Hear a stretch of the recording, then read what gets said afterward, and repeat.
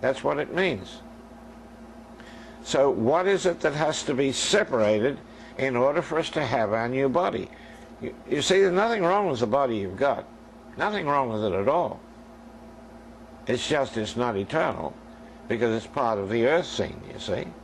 It's part of the dust. So, what has to be separated now in order for us to have this new body? Well, the two things that have been joined together that have to be separated is the soul and the body. In the Garden of Eden, when the woman was taken out of Adam, she became the living soul. Now, remember that that was not literal. The female was never taken out of Adam, actually. But in the allegory, so that we could understand what the soul was going to do and how it would do it, otherwise we would never have known. What did the soul do? She's gone away, she's left Adam, he's the spirit, so she has no contact with the spirit. She's out there, she's going to live life on her own. This is what your soul has done. It's your soul that has ruled your body up until the time when you allow the Christ to become the king in your life. It's your soul. That's what's ruling it. The soul rules with this carnal mind. And what does Paul say? The carnal mind is death. The carnal mind will kill you. Not your cancer. Your cancer doesn't kill you. It's your carnal mind. This one right in here. What you believe will either give you life or it'll give you death. You see? And that's the carnal mind is death. And that's the mind that's been messed up by the serpent in the garden. And we believe the lies now. We believe the lies. Like I say, the church says you give your heart to Jesus, you believe he died for you, you confess your sin, you ask Jesus Christ to come into your life, now you're born again and you go to heaven when you die. We believe the lie. That's not in the Bible. How can you ask Jesus Christ to come into your heart when he's already there? You see? Christ is in every man on the face of this earth. Crazy. Ask Jesus to come into your heart. Or give him your heart. I said, well, what does he do with all the hearts he got? You know, it's fables. We're looking at the reality here now. And that's why I'm sharing this with you, because I want you to see the difference between what religion has taught us and what the Bible really has to say. This is it. You'll see. This is Paul telling exactly the way it is. So it says, if this soul could be separated from our body, in other words, we've got to turn off this carnal mind and allow another mind, which is the mind of that Christ that's in you, which is the perfect mind of God. You see? Instead of this one, we're going to have to transfer over to the mind of the Christ that dwells in us. His mind is perfect. Now let me tell you, we have what we call a subconscious mind. Now the subconscious mind doesn't work like our natural mind. See, if I tell you 2 and 2 is 5, immediately you say, 2 and 2 is 4. Why? Because your mind has been trained. You learned arithmetic when you went to school. 2 and 2 is 4.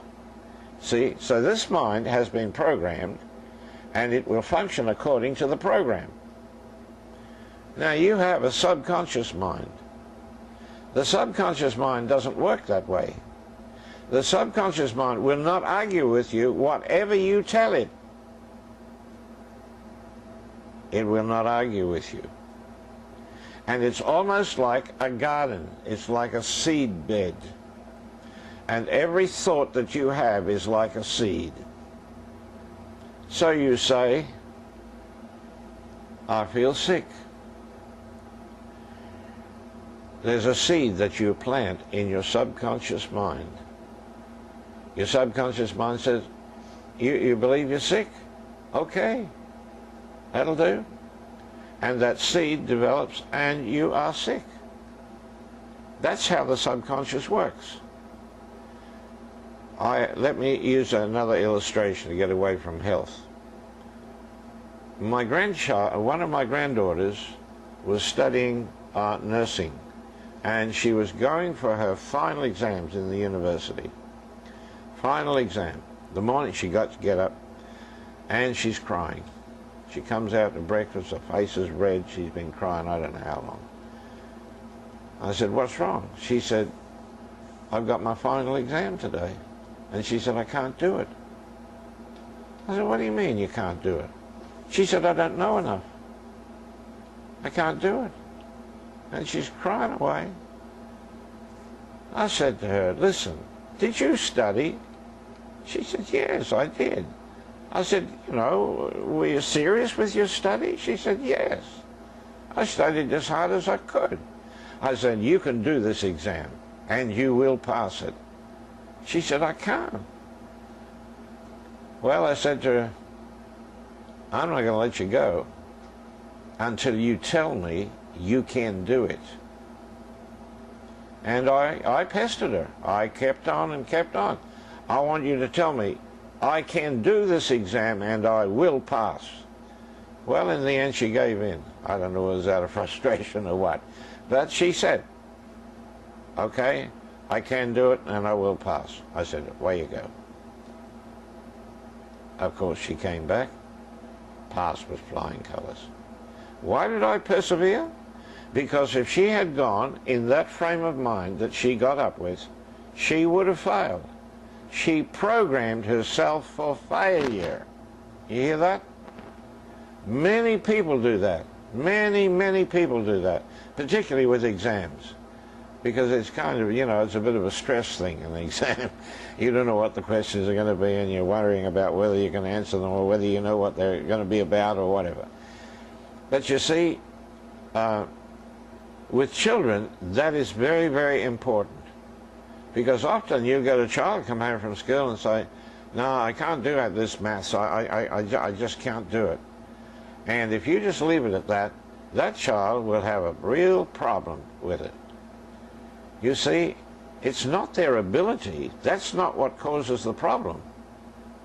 What is it that causes the problem?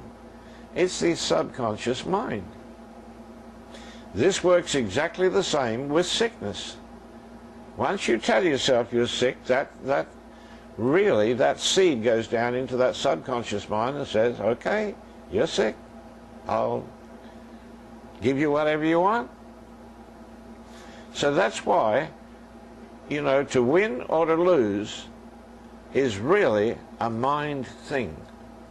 It's really a mind thing. Of course, I'm not talking about somebody that just played games and didn't bother studying or anything like that.